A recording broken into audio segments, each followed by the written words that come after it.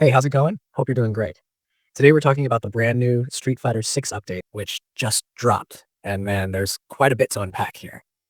Capcom's been keeping this game alive and fresh with consistent updates, and this one definitely doesn't disappoint. Whether you've been grinding in ranked, messing around in World Tour, or just hanging out in the Battle Hub, this update has something for you. And honestly, it feels like the developers are really starting to lean into the kind of content that makes this game stand out from any other fighting game right now. So first things first, let's talk about the headline of this whole thing. Sea Viper is officially here. That's right, the red-headed agent with tech gadgets, high heels, and electric gloves is back in full force. Fans have been asking for her since the game launched, and now she's finally entered the SF6 roster as part of the Year 3 Character Pass. The moment you boot up the game after downloading the update, you'll see her front and center. She's got her classic attitude, that confident smirk, and of course her fast-paced, combo-heavy playstyle. Capcom has really done her justice this time. She's not just a nostalgia drop. She feels like a full redesign, modernized to fit the SF6 system, and she's got that flashy flair that only Viper can bring. If you played her back in Street Fighter 4, you already know she's all about tricky setups, sudden overheads, and mix-ups that keep opponents guessing every second. Now in SF6, with Drive Rush and the new combo mechanics, she feels even more unpredictable. The best part is how Capcom managed to make her fit seamlessly into the current meta. She's got that same fluid motion, but her moves are smoother now, her cancel's more intuitive, and the energy behind her attacks just looks stunning with the RE engine lighting effects. Even the details in her outfit textures, the glow from her gauntlets, and those small animation flourishes, everything's polished. And if you're someone who loves to lab and explore the depth of a new character, she's going to keep you busy for a long time. Speaking of outfits, Capcom didn't hold back here either. Viper launches with her default new look that feels like a sleek, high-tech reinvention of her classic Siren agent vibe. And for those who miss her older aesthetic, her second outfit is a modern reimagining of her classic Street Fighter 4 costume. You can unlock that through World Tour by increasing your bond level with her once she becomes your master. It's a nice incentive to jump back into that mode, especially if you haven't touched it in a while. The cool thing about World Tour updates like this is that they don't just add a character for fighting. They add personality and story content too. And that really helps SF6 stand apart from other fighters that just throw characters into the roster without giving them context. And that's exactly what Capcom continues to build on with this update. The World Tour mode actually gets some love, again, with a new collaboration event that's honestly kind of unexpected. Street Fighter 6 has teamed up with the classic horror visual novel Banshee's Last Cry for a special in-game scenario. If you're into that eerie, mysterious kind of storytelling, this is going to be a treat. It's themed around a spooky story event that fits perfectly with the Halloween season. The event runs from October 15th to the 30th, but the scenario itself stays playable after that, which is great because sometimes these limited time crossovers vanish too quickly. It's got its own set of quests, character interactions, and themed content inside World Tour that let you experience something really different from the usual fighting missions. It's another example of Capcom experimenting and letting Street Fighter's universe expand beyond the fighting ring. Now, for those who spend more time in the Battle Hub, which, let's be honest, has become the game's social heart, there's a batch of new cosmetics and little surprises as well. One of the coolest additions this time around is the Mech Zangief F outfit, which is a modernized version of Mech Zangief for the big man himself. It's flashy, metallic, and just the right amount of absurd in the best way possible. Zangief mains are definitely eating well this patch. Capcom also added some free avatar gear themed around the band Cavalera Conspiracy, and that's such an interesting crossover. Seeing players walk around the hub wearing band merch adds to that chaotic, living energy the hub's known for. It's like walking through a mini digital convention center full of creativity. You never quite know what you'll see when you log in.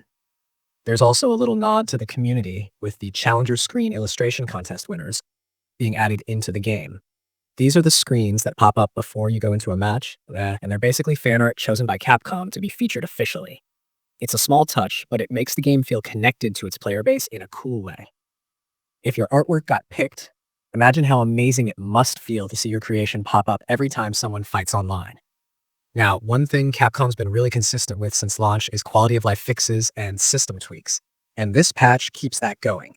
There are a few balance adjustments and bug fixes across the roster, but one that stood out was a fix for a specific situation where a special move could accidentally come out instead of a drive rush cancel when you input drive parry, plus a special move too quickly. It's a niche fix, but it's the kind of small refinement that shows Capcom is paying attention to competitive feedback and the nuances that high-level players run into. They've been transparent with these notes through their official Buckler Battle change list, which continues to be a great resource if you want to read about character-by-character details.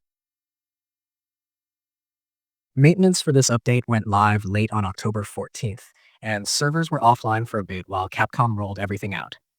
It's worth mentioning that even during downtime, players who already owned the Year 3 character pass could still use C, Viper in offline training mode, which was a really thoughtful move. It lets people start learning her right away instead of waiting until servers come back online. Once maintenance ended, everything came back up smoothly, and people jumped into matches immediately to start testing her out in ranked and Battle Hub sessions. Now let's talk about how Viper actually feels in matches. She's one of those characters that rewards players who love execution-heavy, technical playstyles. Her move list is packed with motion inputs that demand precision, and her cancel windows let you pull off some pretty insane combos if you've got the timing down. Her Thunder Knuckle and Burning Kick both return, and she's got new drive-related options that open up her offense in ways we haven't really seen in Street Fighter 6 before. You can tell she's built for players who like to constantly apply pressure. Once she gets in, it's mix-up city, cross-ups, fights, frame traps. It's everything you'd expect from Viper, but amplified by SF6's mechanics.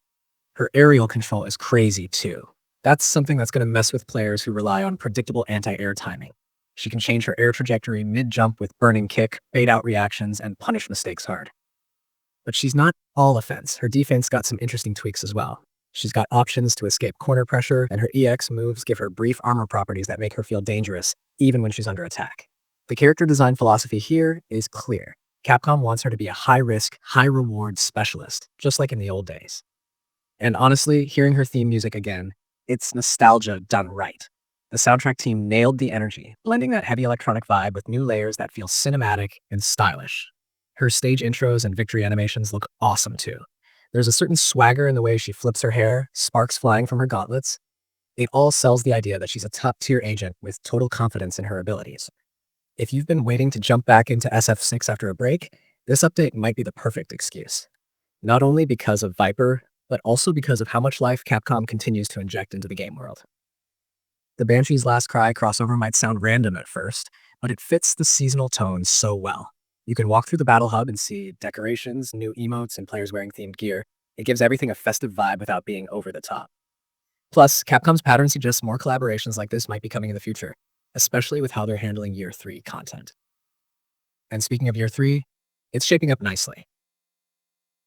With the way they're pacing character releases and sprinkling in fun events, it feels like Capcom learned exactly how to keep Street Fighter 6 active.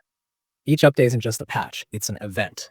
Even small things like the new Sim stickers for Life End's V-Rival Simulator in the Battle Hub make the game feel more alive.